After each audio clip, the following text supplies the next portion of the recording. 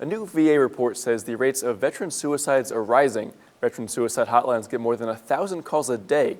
Alicia Nieves found out how veterans are helping others like them who are struggling. When you look into a veteran's eyes, sometimes you can see the pain.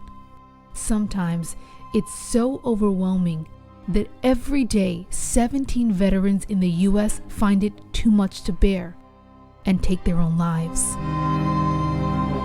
About a year ago, Marine Corps vet Mario Miramontes was almost one of them. It was accepting that I'm not a part of this big machine. It was just me and my family now, and my kids, and I didn't have no backup.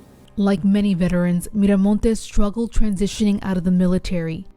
Being a Marine felt like the highest honor in his life. It gave him purpose, and then it was gone. Nothing really replaced that sense of service.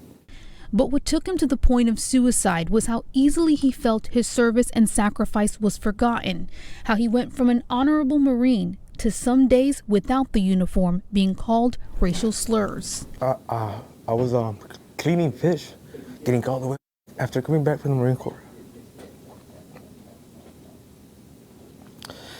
Veteran suicide hotlines get more than 1,000 calls a day from service members in the same dark place Miramontes was at. What we have today, an epidemic of suicide. Shad Mishad has watched the veteran suicide crisis continue for at least 50 years since he served in Vietnam. When I was in Vietnam as a mental health officer, actually, I was very much aware that we were going to have problems coming back. In Los Angeles in the 80s, Mishad formally created the National Veterans Foundation, inside it opening up the first ever suicide hotline in the country. But despite all his efforts, all these decades, it just doesn't seem like the number of veterans needing help is shrinking.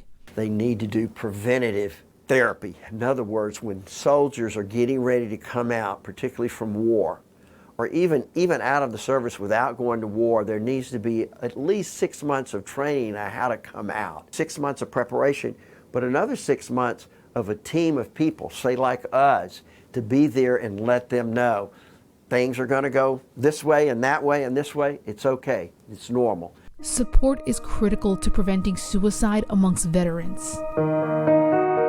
It's supposed to be part of my big plan there, his personality that I was supposed to create. Just ask Miramontes.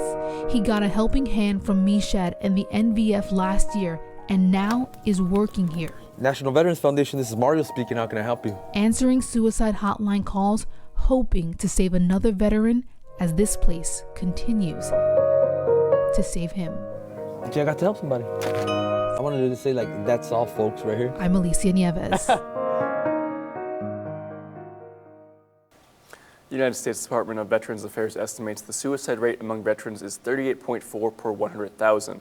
In Montana, that number is 65.7 per 100,000.